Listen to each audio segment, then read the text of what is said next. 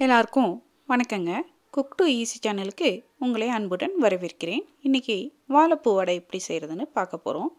அதுக்கு ஒரு கப் கடலைப்பருப்பை நான் 3 மணி நேரம் தண்ணியில் ஊற வச்சுருக்கேன். அப்புறம் வாழைப்பூ எடுத்து வச்சுருக்கேங்க. ஒரு கப்பு கடலைப்பருப்புக்கு 1 கப் சுத்தம் பண்ணி நறுக்கின வாழைப்பூ கணக்குங்க.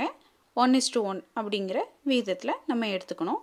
அதுக்கு நம்ம முதல்ல வாழைப்பூவை எப்படி சுத்தம் பண்ணுறதுன்னு பார்க்க போகிறோம். வாழைப்பூவை எடுத்து நடுவில் இது மாதிரி எடுக்கும்போது ஒரு நரம்பு பகுதியும் ஒரு மெல்லிய தோல் போன்ற ஒரு பகுதியும் நமக்கு கிடைக்குங்க. அந்த 2 பகுதியையும் நீக்கிட்டு நம்ம இந்த வாழைப்பூ தண்ணியிலையோ இல்லாட்டி மோர்லேயோ போட்டு வச்சிடணுங்க. இல்லாட்டி நம்மளுடைய வாழைப்பூ கருத்து போயிடும்.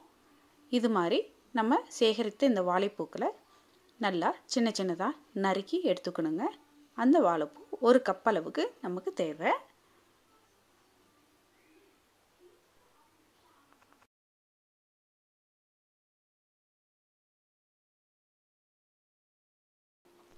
நம்ம ஊற வச்சுருக்க கடலைப்பருப்பை நல்லா கழுவிட்டுங்க. தண்ணியே இல்லாமல் அதை மிக்சியில் போட்டுக்கிறோம். அது கூட 4 வரமிளகாய், கருவேப்பிலை போட்டு நல்லா அரைச்சி எடுத்துக்க போகிறோங்க.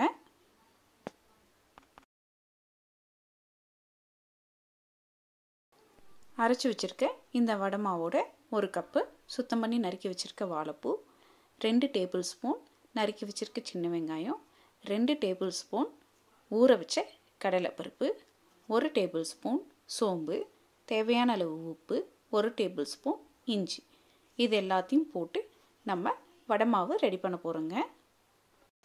அரைச்சி வச்சுருக்க இந்த மாவோட கடலைப்பருப்பு, சின்ன வெங்காயம், சோம்பு,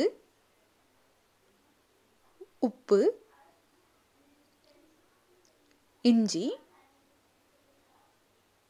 நம்ம நறுக்கி எடுத்து வச்சுருக்க வாழைப்பூ, இதெல்லாம் போட்டு நல்லா பிசைஞ்சிக்க போகிறோங்க. எல்லா பொருட்களையும் போட்டு நல்லா பிசைஞ்சாச்சுங்க. இப்போ இந்த மாவு சரியான பதத்தில் இருக்கான்னு தெரிஞ்சுக்கிறதுக்கு நம்ம நல்லா இந்த மாவை அழுத்தி உருண்டை பிடிக்கணும். அப்படி உருண்டை பிடிக்கும்போது அது உருண்டைகள் வரணுங்க. அதே மாதிரி அதை நம்ம உடச்சி விடும்போது ஈஸியாக அது உடஞ்சிடணும். இதுதான் பதம். நான் வடை மாவை நல்லா அழுத்தி உருண்டைகளாக பிடிச்சி வச்சுருக்கேங்க. இந்த உருண்டைகளை தட்டி மிதமான தணலில் காஞ்சிருக்க எண்ணெயில் போட்டு பொரிச்சு எடுத்துக்க போகிறோம்.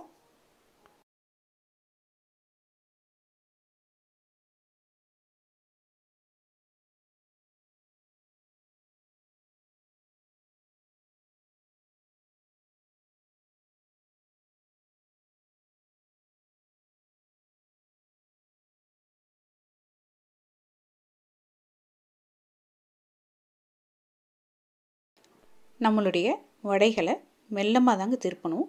இல்லாட்டி நம்மளுடைய வடை உடைந்து போவதற்கான வாய்ப்புகள் அதிகமாக இருக்குது. அதே மாதிரி மிதமான தணலில் 2 பக்கமும் வேக விட்டு எடுக்கணுங்க.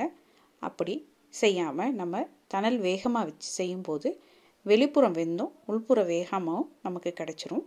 அதனால் மிதமான தணலில் 2 பக்கமும் நல்லா பொன்னிறமாக பொரித்து எடுக்க போகிறோங்க.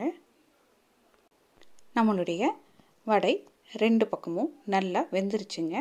கம கமன்னு நல்லா மொறு மொறுன்னு வாசனையாக நம்மளுடைய வாழைப்பூ வடை ரெடி ஆயிடுச்சு.